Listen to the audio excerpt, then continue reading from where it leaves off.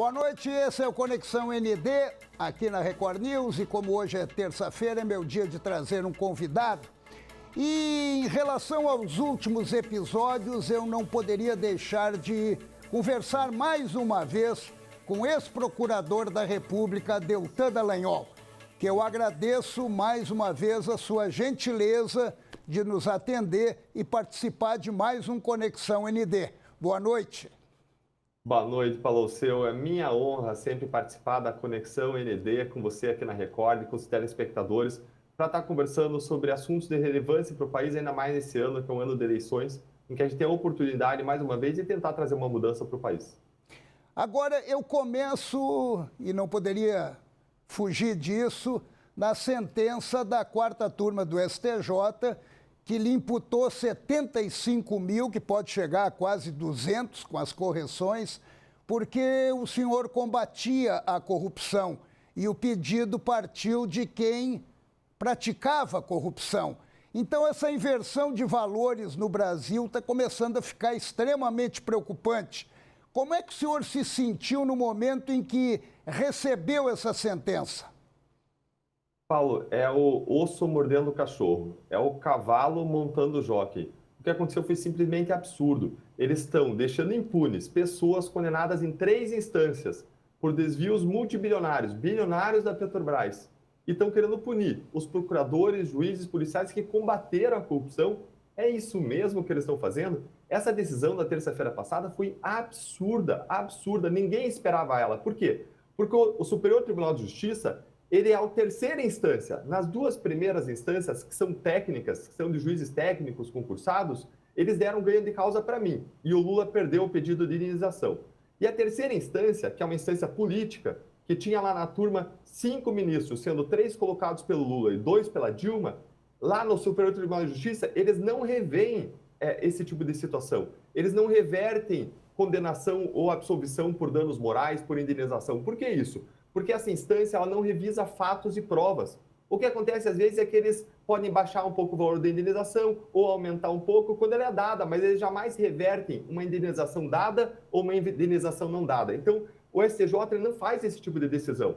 Eles têm até uma súmula, que é um entendimento pacificado, contínuo lá desse tribunal, de que eles não revisam fatos e provas. Além disso, o Supremo Tribunal Federal tem um entendimento vinculante para todo o país que esse tipo de ação não poderia ter sido proposto contra mim, e sim contra a União, sim contra o Ministério Público. E aí, a União Federal, se entendesse que eu agi com intenção de prejudicar, que eu agi com erro grosseiro, eles me acionariam. Mas a própria União já fez pareceres dizendo que eu atuei corretamente, que eu estava lá fazendo o meu trabalho. Então, o que aconteceu ali, aquela decisão foi uma aberração. Meus advogados, eu hoje não estava nem preocupado com essa decisão de terça e nos surpreendeu completamente. Ela foi algo que nos parecia impossível de acontecer, algo que nos abalou profundamente, porque, veja, Paulo, essa decisão estava tirando, não só tirando 150, 200 mil reais da minha família, dos meus filhos, quando eu atuei corretamente, dando a cara a tapa contra a corrupção, mas essa decisão também estava mandando uma mensagem de procuradores, juízes não trabalhem contra a corrupção porque vocês vão ser punidos. Estava inibindo o combate à corrupção no futuro. Agora, mais incrível do que tudo isso foi o que aconteceu depois disso, Paulo. Pois mas o que me chamou a atenção, principalmente, foi a reação popular. Agora, eu só queria que o senhor me explicasse exatamente como é que aconteceu isso. Como é que eles chegaram a fazer essas contribuições que alcançaram mais de 500 mil? Paulo, foi algo inacreditável, inacreditável. Eu fui dormir bastante frustrado na terça-feira à noite da semana passada, prostrado, de joelhos, derramando meu coração diante de Deus, a minha indignação com a injustiça, a minha frustração. E no dia seguinte, de manhã, a minha esposa me liga e fala: meu amor, entraram alguns Pix aqui na nossa conta, você sabe do que é? Eu entrei lá, olhei, tinha uns, sei lá, 15, 20, 30 Pix, eu falei, nossa, que coisa estranha, não conheço as pessoas que estão depositando, talvez seja algum engano. Só que aquilo começou a se avolumar, 40, 50, 100 Pix, 200 Pix, a gente viu que estava acontecendo alguma coisa, e a gente viu que sem a gente pedir, as pessoas foram descobrir o meu CPF na internet e começaram a fazer depósitos voluntariamente, e aquele número de depósitos foi somando 300 Pix, 500 Pix, 1.000 Pix, 2.000 Pix, 5.000 Pix, e chegou um momento que passou de 300 mil reais, eu fui a público e disse, pessoal, o valor já passou bastante do valor da indenização, Muito obrigado em nome meu, da minha família. Vocês estão mandando uma mensagem forte de combate à corrupção, de apoio a essa causa. Não se trata de Deltan, se trata da causa. E todo o valor que exceder eu vou destinar para hospitais que cuidam de crianças com autismo e de crianças com câncer. E falei que já era suficiente, Paulo, e as pessoas continuaram depositando. E foi 6 mil Pix, 7 mil Pix, 8 mil Pix. De repente, em 36 horas, tinham cerca de 12 mil Pix, totalizando 575 mil reais. Se a indenização foi de 75 mil, os depósitos espontâneos foram de $500 mil a mais. Algo inacreditável. Um movimento orgânico em que a sociedade está mandando uma mensagem muito forte. Se vocês forem lá na frente, da linha de batalha, dar a cara a tapa pela nossa causa, porque essa causa é nossa, a gente está aqui para proteger vocês. Uma mensagem muito forte de apoio ao combate à corrupção, de indignação e de protesto contra a injustiça praticada pelo STJ. Agora, como é que me permite chamar de você? Eu sou bem mais velho do que tu. Super em casa, Paulo. Eu lhe perguntando o seguinte, como é que se sentiu depois que isso aí repercutiu, e repercutiu muito, é claro, e demonstrou, na verdade, um sentimento de indignação, ao mesmo tempo de apoio, mas de indignação. Agora, como é que sentiu ouvindo o outro lado, o senhor Lula Inocente da Silva, ele dizendo que achou 75 mil muito pouco, que ele havia pedido 1 milhão, que agora que ele viu com todo esse movimento, que ele vai pedir mais? Paulo, é inacreditável. É inacreditável. É inacreditável porque ele foi condenado em 3 instâncias por corrupção e lavagem de dinheiro, não só pelo triplex, não só pelo sítio, mas pelo esquema de corrupção da Petrobras, de dezenas de milhões de reais. E aí o Supremo Tribunal Federal, com base numa questão processual, o Supremo não inocentou ele, com base numa questão processual, derrubou tudo, mas ele tinha sido condenado a indenizações milionárias em favor da sociedade e ele não pagou R$1. Ele saiu absolutamente impune dessa história, absolutamente impune. Isso em relação aos desvios bilionários que aconteceram debaixo do nariz dele no governo dele. E aí o STJ determinou que pagasse essa indenização, a sociedade se mobilizou, várias pessoas, eu quero declarar minha gratidão a todos vocês que reclamaram, se indignaram, apoiaram, fazendo depósito, todos os valores, R$1, R$5, pessoas simples, funcionários domésticos, pedreiros, mandando áudio, mandando mensagem nas redes sociais, dizendo que eram contra aquela injustiça praticada, pessoas de todo tipo se mobilizando, Paulo, e agora ele vem querer pegar o dinheiro dessas pessoas, pior, dinheiro que vai ser destinado para crianças com câncer, crianças com autismo, e ele quer tirar esse dinheiro, quer aumentar o valor da indenização, tirando, e para investir em quê? Segundo foi publicado pela imprensa, para colocar na festa de casamento dele, é isso. Isso é uma questão que vai muito para além até da injustiça toda que a gente está discutindo, Paulo, disso, mas vai para uma questão humanitária. Isso não entra na minha cabeça, não entra qual é o modo dele pensar para tirar dinheiro das crianças para colocar na festa de casamento dele. Tem o oficial da justiça procurando a namorada dele que está devendo condomínio e devendo uma série de outras dívidas até com a Caixa Econômica. De repente ele está precisando desse dinheiro mesmo para comprar o bolo de casamento. Agora, desculpe a piada, né? A piada, mas é desagradável mesmo vendo essa situação toda se criar. Mas eu lhe ouvi e também tenho esse mesmo sentimento. Essa eu vou considerar como uma estratégia de segmentos do judiciário que, de repente, estão alimentando a impunidade e levantando o sentimento de que o crime compensa. Até que ponto isso não faz com que os seus ex-colegas, de repente, recuem? Porque eu vou lá, combato, boto, como a expressão que você usou, eu boto a cara para bater, eu boto a minha família em perigo, sabe? E de repente eu sou punido pela justiça. É sim, Paulo, é exatamente essa a mensagem que o sistema está mandando, com a resistência heróica de alguns ministros. Nessa turma do STJ tem a ministra Isabel Galotti, que tem família em Santa Catarina e que se posicionou de modo muito claro, dizendo, não, a atuação foi devida, o Ministério Público acusa, tem que ir lá fazer a apresentação da denúncia, fazer a entrevista coletiva, e mais, a ação não poderia nem ser contra ele, teria que ser contra a União. Então, a Isabel Galotti, ela foi alguém que resistiu nesse julgamento. Quando a gente olha para o Supremo Tribunal Federal, teve ministro lá que já declarou publicamente o seguinte, disse, olha, o sistema político no Brasil está buscando não só a impunidade dos corruptos, ele está buscando vingança contra os procuradores e juízes que ousaram combater a corrupção para que o combate à corrupção jamais se repita novamente no Brasil.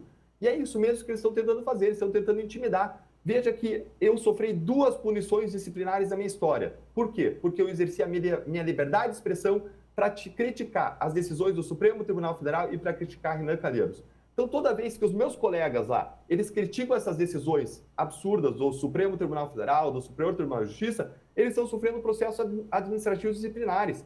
Tentam punir eles. Para quê? Para calar. Eles querem desmontar o combate à corrupção e querem ainda que a gente fique quieto. Não resta alternativa se não sair do Ministério Público, no meu caso, Paulo, para lutar, para continuar fazendo mais, melhor, diferente, para tentar mudar esse sistema de dentro para fora. Agora, Deltan sozinho não vai fazer a diferença. Para a gente mudar essa realidade, a gente precisa, todos nós, vocês que nos escutam, telespectadores, ouvintes, a gente precisa nos mobilizar em favor de uma campanha suprapartidária para colocar no Congresso Nacional mais de 200 deputados e senadores que tenham 3 compromissos básicos. Primeiro, combate à corrupção, fim do foro privilegiado, prisão em segunda instância, que essas pessoas que são candidatos não sejam condenados por corrupção, tenham ficha limpa. Segundo compromisso básico, com o fim ou redução drástica daquele fundão eleitoral bilionário. E, em terceiro lugar, que esses candidatos estejam comprometidos com a preparação e reciclagem política, que eles estejam preparados para enfrentar os principais desafios do país na educação, na segurança, na saúde, no saneamento básico.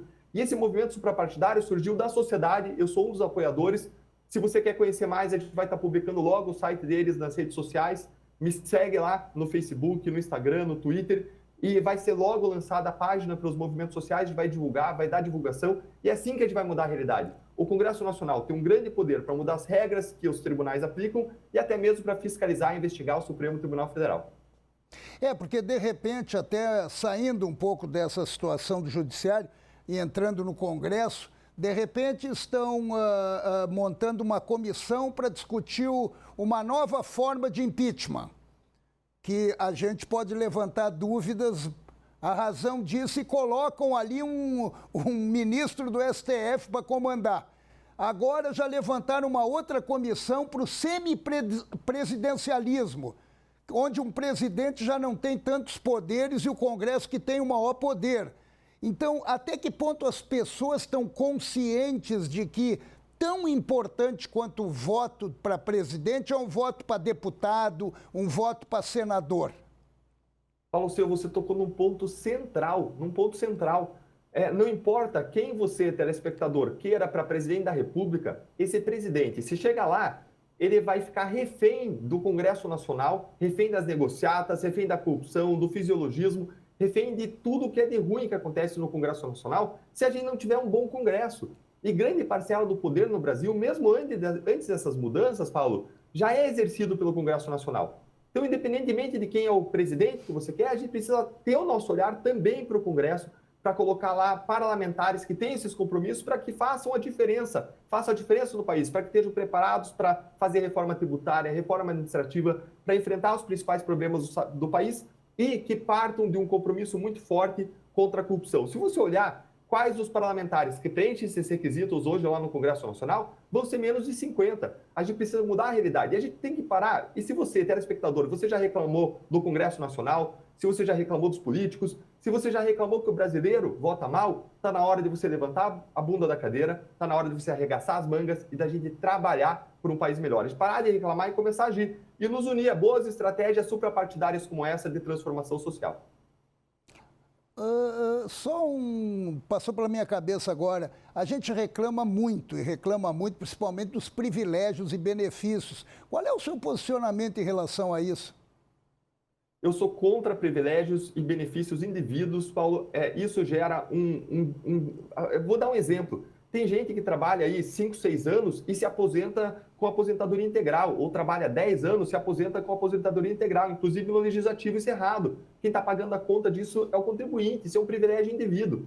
Na minha perspectiva, se a gente quer ter um país próspero, a gente precisa de um país justo e de um país próspero. Se a gente quer ter um país próspero, a gente precisa de reforma tributária para limpar o campo para o empresário, para o empreendedor poder trabalhar. Hoje, as empresas gastam 1.000 horas, em média, para fazer sentido do cipoal das regras tributárias. A gente vive num manicômio tributário.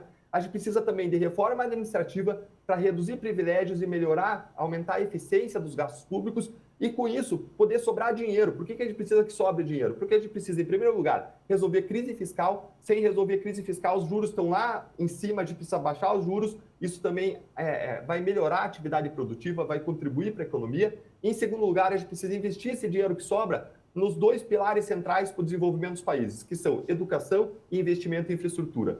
Esses investimentos são aqueles que mais geram o desenvolvimento econômico de um país. Então, a gente precisa, sim, caminhar na direção de redução de privilégios, de reformas e desenvolvimento econômico. Em relação a essa indenização que o STJ determinou, aqui em Santa Catarina ficou 0-0, ou 1-1, digamos, porque dos 4 desembargadores que determinaram a indenização, um deles é de Santa Catarina, Marco Buzzi. E a desembargadora que foi contra, que discordou dos desembargadores, também tem raízes em Santa Catarina, Maria Isabel Galotti. Agora, eu lhe pergunto o seguinte, os 5 foram indicados nos governos Lula e Dilma. Existe no inconsciente algum compromisso com a esquerda, com o PT, com o Lula?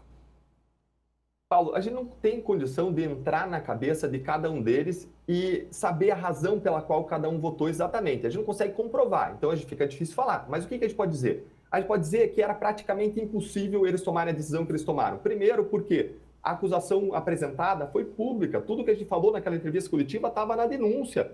E mais, a gente traduz com termos leigos o teor daquela denúncia e a gente fez isso em vários casos na Lava Jato, em várias outras entrevistas coletivas. Além disso, tem um entendimento pacífico do Superior Tribunal de Justiça, que eles não revisam fatos e provas, e nesse caso eles fizeram, contrariando todo o entendimento pacífico de lá. Ainda tinha o entendimento do Supremo Tribunal Federal, que eu mencionei antes, e que eu não poderia ser acionado diretamente, um ponto em que a doutora Isabel Galotti bateu bastante forte. Então, todo o cenário era favorável a mim, não dá para entender aquela reversão. A gente não estava nem preocupado com essa decisão, porque parecia impossível reverter. E lembrando que as 2 primeiras instâncias técnicas e juízes concursados tinham decidido em meu favor. Então, fica meio que sem explicação por que tudo isso aconteceu. E aí você soma isso, o fato de que dos 5, 3 foram nomeados pelo Lula, 2 pela Dilma e mais. Você vê nas pesquisas eleitorais o ex-presidente Lula na frente, nas corridas eleitorais. E vários ali podem até ter uma pretensão de serem promovidos, de serem escolhidos pelo futuro presidente para se tornarem ministro do Supremo. Aí surge uma especulação que surgiu, eu vi em vários lugares, as pessoas dizendo, olha, essa decisão ela tem uma conotação fortemente política, assim como tem várias decisões dos tribunais superiores, quando os julgamentos devem ser sempre técnicos, jurídicos, com base na lei, nos fundamentos. Agora, o que eu posso dizer, eu não posso entrar na mente de cada um deles, o que eu posso dizer aqui, eu considero essa decisão absurda, injusta, ainda mais quando você olha aqui, o que eles fizeram, o que o sistema de justiça fez foi deixar impune alguém condenado em várias instâncias sem pagar um centavo pelos desvios bilionários que aconteceram na gestão do PT e, de outro lado, estão condenando, estão punindo os procuradores e juízes que trabalharam para combater a corrupção como nunca aconteceu no país, alcançando 3 resultados inéditos, colocando pela primeira vez corruptos poderosos atrás das grades, recuperando 15 bilhões de reais, quando a regra no Brasil é não recuperar nenhum centavo, e revelando o monstro da corrupção brasileira pela primeira vez na história. Eu vou fazer um breve intervalo, é rapidinho, a gente já volta para continuar essa nossa conversa extremamente... ela está mexendo e muito, e eu acredito que todos vocês que estão nos acompanhando estão percebendo exatamente o cenário que estão tentando pintar no Brasil. A gente faz um intervalo e já volta daqui a pouco.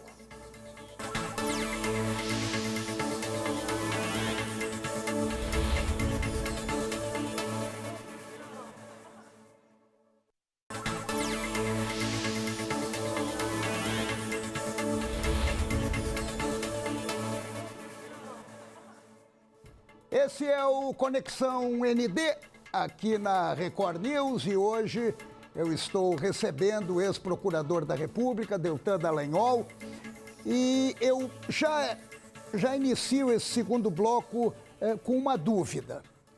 A gente acompanhou durante todo esse período o trabalho da Lava Jato. A gente acompanhou o seu trabalho, acompanhou o trabalho do juiz Sérgio Moro, e o que acontecia é que quando chegava no STF... todo o trabalho de vocês era endossado pelos ministros. O que aconteceu que de uma hora para outra mudou? anularam as condenações, o Lula virou descondenado. E o que aconteceu? Porque eles apoiavam a Lava Jato. Eles nunca questionaram que Curitiba não poderia fazer esse trabalho. O que aconteceu para eles mudarem de opinião? Paulo, na minha opinião, o que aconteceu foi uma mudança de ventos políticos. A gente conseguiu chegar e avançar na Lava Jato, chegar onde chegou, porque a sociedade brasileira nos apoiou, porque a sociedade brasileira nos carregou nas suas costas, porque a sociedade brasileira ia às ruas das cidades e às ruas das redes sociais clamar por justiça. E enquanto isso aconteceu, os ministros do Supremo defenderam para ratificar a Lava Jato, para apoiar a Lava Jato. Basta ver que em 2016 o Supremo Tribunal Federal autorizou a prisão em segunda instância. Só que depois, passado um tempo, quando a Lava Jato passou a se espalhar e atingir todos os partidos, pessoas vinculadas a vários ministros, inclusive pessoas de diferentes partidos, o que adviu acontecer? Adviu o Supremo mudar a sua orientação. Então o mesmo Supremo que em 2016 permitiu a prisão em segunda instância, em 2019 ele reverteu com uma mudança de voto do ministro Gilmar Mendes e passou a proibir a prisão em segunda instância. E quando isso acontece, os criminosos passam a ser soltos. Inclusive o ex-presidente Lula, todo mundo passou a ser solto. E só vão ser presos quando? Depois de todos os julgamentos e todos os recursos, infinitos recursos do nosso sistema, em 4 instâncias. O único país do mundo com 4 instâncias. Isso vai fácil, Paulo, 20 anos para isso acontecer. E ao longo de 20 anos, o que vai acontecer é que os processos vão prescrever, porque vão demorar tanto tempo na justiça que acontece a plena impunidade, que é a prescrição, que é o cancelamento de tudo pelo simples decurso do tempo, simplesmente porque demora muito tempo na justiça. Além disso, o Supremo Tribunal Federal, como você falou, começou a mudar regras, começou a mudar a regra do jogo. Então, o caso do ex-presidente Lula tramitou em Curitiba, de acordo com a regra do jogo, ao longo de toda a Lava Jato. Por que tramitou em Curitiba? Porque os crimes envolviam também a Petrobras. E essa era a regra do jogo. Aí, em 2021, eles mudam a regra do jogo e dizem, opa, peraí, os crimes foram além da Petrobras, então vamos tirar esse caso de Curitiba. Mas peraí, todos os crimes que a gente descobriu também iam além da Petrobras. Os crimes Odebrecht iam também além da Petrobras e foi julgado aqui, e foi tudo mantido. E aí o caso do Temer, e foi aplicado o mesmo entendimento do caso do Lula, era um caso que estava lá na eletronuclear, no Rio de Janeiro, e ficou lá porque envolvia eletronuclear. E aí, depois dessa decisão do caso Lula, eles falaram, não, mas espera aí, os crimes vão além da eletronuclear. E aí tiraram e levaram para Brasília também. É uma aplicação da lei contraditória, não tem coerência. E em 2019 ainda, o Supremo Tribunal Federal mudou a regra do jogo sobre qual é a justiça que julga a corrupção política. Que é a corrupção quando uma parte do dinheiro vai para o bolso do envolvido e uma parte do dinheiro vai para a Caixa 2 eleitoral, vai para financiar as eleições. Mas é dinheiro de propina, dinheiro de corrupção. E a regra do jogo sempre foi que esses crimes eram julgados, o crime de corrupção era julgado na Justiça Federal e o crime de Caixa 2, o crime eleitoral, na Justiça Eleitoral. Essa sempre foi a regra. Por isso que a Lava Jato correu na Justiça Federal. E se tivesse corrido na Justiça Eleitoral, teria sido derrubada, porque a regra era, corre na Justiça Federal. Aí, em 2019, o Supremo muda a regra do jogo e fala o seguinte, olha, a gente entende agora que a corrupção, nesse tipo de situação, deve ser julgada na Justiça Eleitoral. E acaba com o futuro do combate à corrupção. Por quê? Porque a justiça eleitoral não é vocacionada para isso. Ela não é vocacionada porque ela não tem especialidade nisso, porque a prioridade dela são as eleições, porque muda os juízes eleitorais, os promotores a cada 2 anos. Não tem como funcionar. Isso acaba com o futuro do combate à corrupção, mas mais, eles aplicam isso para o passado. E aí eles derrubam as condenações dizendo, peraí, os casos da Lava Jato tramitaram na Justiça Federal, mas a gente mudou a regra e está aplicando para trás, então deveria ter sido na eleitoral. Isso é um absurdo, Paulo. Você consegue entender que se a gente tivesse processado esses casos na Justiça Eleitoral, teria sido derrubado naquela época porque a regra era outra. Era de que seguia na Justiça Federal. E se a gente tivesse... e como a gente seguiu a regra do jogo, que era a Justiça Federal, aí eles mudam a regra depois, aplicam para o passado e derrubam também. Então não tem como a sociedade ganhar. Se você corre, o bicho pega. Se você fica, o bicho come. Eles estão mudando as regras para derrubar tudo. Isso é um grande absurdo. Aí você me pergunta por que isso acontece. A meu ver, são os ventos políticos. Quando a Lava Jato chega para implicar todos os partidos, grandes políticos e diferentes partidos, as regras do jogo estão sendo mudadas para derrubar tudo. A contaminação poderia chegar também no judiciário. Com certeza, com certeza. Agora, a nossa percepção é de que os advogados que atuavam nesses casos, nas colaborações, eles devem ter filtrado muita coisa. Devem ter filtrado porque se eles trazem uma colaboração que implica o ministro do STJ, do Supremo, talvez acabasse o futuro da advocacia para eles. Então a gente tem a impressão que os advogados podem ter filtrado. Agora a gente sempre falou, colaboradores, entreguem tudo, colaboradores, entreguem tudo. Alguns trouxeram algumas notícias, inclusive algumas colaborações foram levadas à Procuradoria-Geral da República, sempre que envolvia ministro ia para a Procuradoria-Geral da República, mas são colaborações que não foram à frente, quer porque não tinha prova, quer porque se entendeu que não era uma colaboração que valia para a sociedade, olhando ela como um todo. Agora, a gente sempre tentou fazer a lei valer para todo mundo. E o que a gente precisa fazer para mudar esse estado de coisas de corrupção, Paulo? A gente precisa mudar as leis, a gente precisa do fim do foro privilegiado, que é uma proteção sobre todas as pessoas que estão lá em cima, que impede que eles sejam punidos, é um escudo que protege os corruptos, o foro privilegiado. Além disso, a gente precisa de prisão em segunda instância, a gente precisa de um Congresso Nacional que tenha coragem, tenha liberdade para fiscalizar e investigar, inclusive ministros do Supremo, quando for o caso. A gente precisa de um Congresso Nacional que faça o contrário do que fez. O Congresso Nacional, no passado, derrubou a lei de improbidade administrativa. Só 67 deputados votaram contra a derrubada da lei de improbidade, que era um importante instrumento de combate à corrupção. Para piorar, o Congresso Nacional ainda mudou a delação premiada, mudou a prisão preventiva, derrubando. Hoje não é mais possível você fazer o que a Lava Jato fez. Chegou um momento em que é impossível a gente produzir os resultados que a Lava Jato produziu dentro do sistema de justiça. Se a gente quer alguma mudança, a gente precisa mudar agora lá no Parlamento Federal. Agora, lhe ouvindo, primeiro naquela circunstância de que o Lula, em primeiro lugar, de repente há interesses para que o Lula, chegando ao Planalto, esses ministros possam ascender ao STF. Agora lhe ouvindo sobre a mudança de regras de uma hora para outra, sem nenhuma explicação viável, e uma mudança de regras até meio que ferindo a Constituição. Aonde é que a gente vai chegar? Isso é uma insegurança jurídica, é um judiciário tomando conta do país e ninguém fala nada? Ninguém reage? Paulo, é absurdo. Alguém até me perguntou por que o pessoal da Lava Jato está quieto, não está dando entrevista. É simples, porque se eles colocarem a cabeça para fora da água para se manifestar, eles vão ter processos disciplinares contra eles. Eles têm famílias para sustentar lá. Então, chegou um momento em que falar é perigoso. Eles querem calar quem combateu a corrupção, quem combate a corrupção. Os advogados, se criticar o Supremo, ele acabou com a sua carreira de advocacia. Então, você tem uma situação em que quem conhece os processos não fala, não pode falar. É uma situação muito delicada. E agora, a gente tem que mudar essa realidade, Paulo, a gente tem que transformar essa realidade. Agora, as pessoas podem ficar frustradas dizendo, mas então, Deltan, não tem jeito? Tem jeito sim. Qual que é o jeito? Tem caminho. O caminho é mudar o Congresso Nacional. A gente precisa levar para lá um grande número de pessoas que mudem essa realidade, mudando as leis, porque se o Supremo decide acabar com a prisão em segunda instância, o Congresso pode restabelecer por uma emenda à Constituição. E tem lá uma proposta para isso, só que está engavetada. Se o foro privilegiado é um escudo de impunidade, o Congresso pode acabar com o foro privilegiado. E tem uma proposta lá, uma emenda à Constituição que está lá, só que está engavetada. Eles não colocam para frente pela mesma razão que eles não aprovaram as 10 medidas contra a corrupção. Porque se eles aprovarem, atiram no pé deles. Esse foro privilegiado está há 3 anos na gaveta. E eles não mexem. A prisão em segunda instância já era para ser votada desde 2019. Chega no final do ano, eu não sei o que acontece, ela vira fumaça. Era para votar agora em fevereiro, nós já estamos entrando em abril. Paulo, é isso mesmo.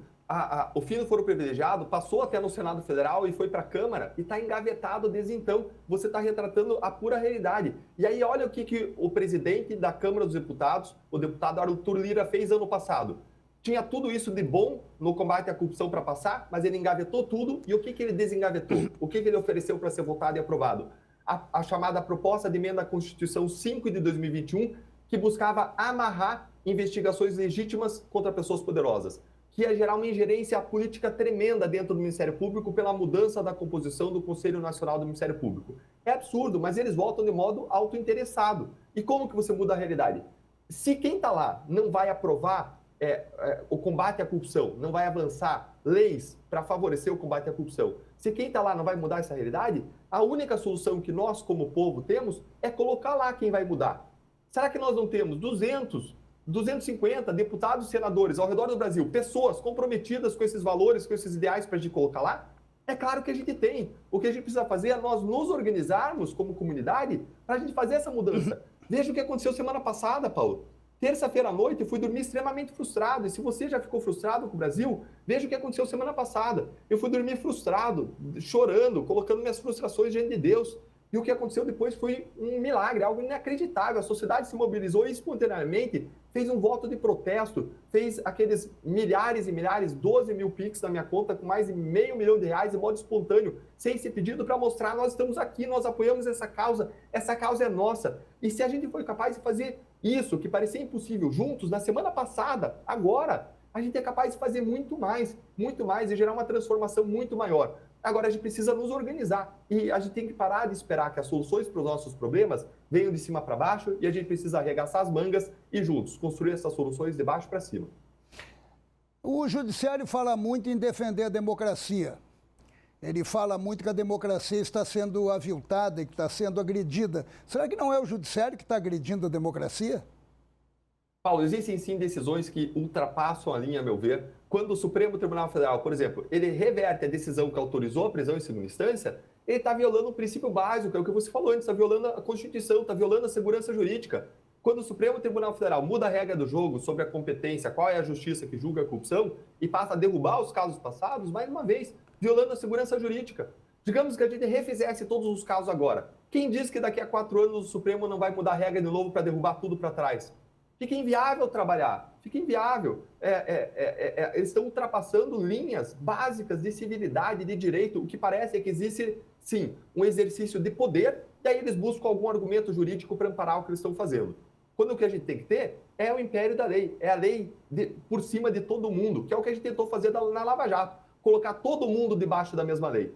E nos surpreende que o Supremo, por exemplo, tenha derrubado as decisões envolvendo o ex-presidente Lula, reclamando daquela condução coercitiva que a gente fez dele. Por que me surpreende? Porque não foi só Lula que foi conduzido coercitivamente. Teve 117 pessoas antes de Lula que foram conduzidas. Alguém pode até não reclamar da condução, alguém pode até não gostar da condução coercitiva, mas não pode dizer que a gente tratou diferentes as pessoas. A gente tratou todo mundo igual. Mas o Supremo reclamou, para derrubar o caso do Lula, reclamou daquela liberação do áudio envolvendo o ex-presidente Lula e o ex-presidente Dilma. De novo, alguém pode não gostar que a Lava Jato deixava tudo público e transparente, mas a nossa visão é que a corrupção não poderia ser escondida em processos sigilosos, tudo tinha que ser público e transparente.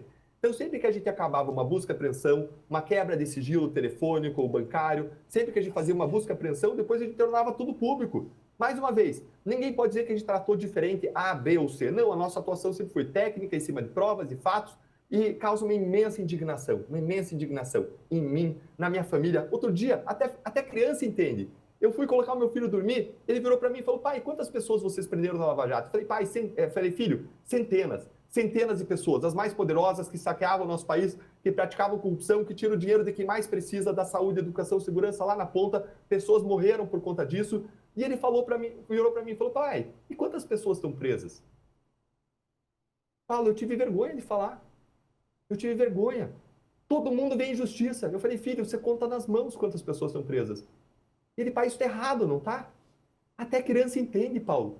Isso está muito errado. Está tudo errado. Está tudo errado. A gente tem que mudar essa realidade. Vamos passar uma borracha e fazer tudo de novo, porque estão construindo tudo errado. Isso até criança entende, até criança fica indignada com isso. E é o que eles estão fazendo lá. Então, eu não tenho como não concordar com você, eu concordo com você. Estão ultrapassando todas as linhas. Estão fazendo a gente de bobo. Estão fazendo o brasileiro de palhaço. Agora, a gente, se você espera a Copa do Mundo a cada 4 anos, se você espera as Olimpíadas a cada 4 anos, eu vou dizer para você que a gente tem que esperar a cada 4 anos são as eleições.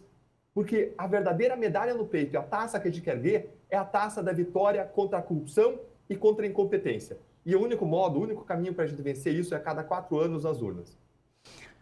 A gente está, lamentavelmente, encerrando o programa, que eu achei fantástico, até pelo fato de que foi extremamente esclarecedor. Mas eu queria lhe fazer mais uma pergunta para fechar. O seu sentimento é que puxaram o freio de mão no combate à corrupção? Paulo, eles estão desmontando. Eles não só puxaram o freio de mão, porque puxar o freio de mão é parar o carro. Eles puxaram o freio de mão, eles soltaram o freio de mão e eles deram uma tremenda de uma ré. Foi isso que eles estão fazendo. Eles não estão satisfeitos em acabar com os instrumentos nossos de combate à corrupção, porque eles derrubaram a prisão em segunda instância, eles derrubaram a colaboração premiada, eles derrubaram a lei de improbidade, mas eles não estão satisfeitos com isso. Eles estão mudando as regras para derrubar condenações, para derrubar resultados E se o brasileiro ficar quieto diante disso, se você, telespectador, não decidir fazer alguma coisa a respeito disso, daqui a pouco a gente vai ter que devolver os bilhões que a gente recuperou de réus confessos. E as pessoas condenadas vão pedir indenização e a gente vai ter que pagar do nosso bolso para eles. É essa a realidade que vai acontecer se a gente decidir ficar omisso, se a gente decidir ficar quieto. Enquanto os justos ficam quietos, os injustos vão prosperar.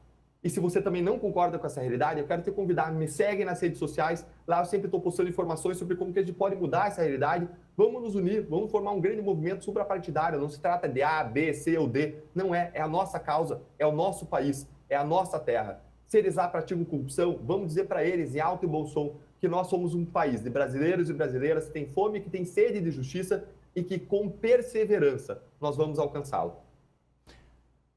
Procurador Deltan Dallagnol, vamos deixar o ex para lá. Um abraço grande, obrigado pela sua gentileza de nos atender e por esses esclarecimentos todos que nos motivam mais a, não só ao voto, mas a respeitar o país em que nós vivemos. Porque não é o Brasil que nós queremos, é outro Brasil e depende de nós. Muito obrigado. Eu que agradeço, Paulo Seu, de todo o coração, a você, a audiência. É um prazer enorme estar aqui com vocês sempre. E eu tenho uma admiração, um respeito enorme pelo jornalismo que você faz, de posição, de transformação, de levar a cidadania para que as pessoas usem as ferramentas que elas têm, o poder que elas têm para mudar a realidade delas lá no posto de saúde, para mudar a realidade delas nas estradas, na segurança, porque é isso que a corrupção faz. A corrupção, quando acontece, ela mata e ela tira o dinheiro de quem mais precisa, tira o dinheiro da nossa sociedade. Ela é um freio, é uma âncora que segura a gente de avançar para o país do futuro que a gente quer ter.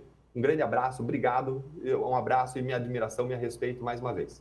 Obrigado, um abraço e a gente também agradece a vocês que nos acompanharam até aqui nessa entrevista com o ex-procurador Deltan Dallagnol e eu aguardo vocês na terça-feira que vem com mais um Conexão ND aqui na Record News.